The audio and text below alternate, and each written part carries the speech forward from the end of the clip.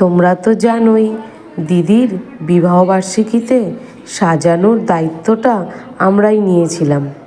যদিও পুরো সাজানোটাই সারপ্রাইজ ছিল। দোতলাতে সারা রাত জেগে আমরা এটা করেছিলাম।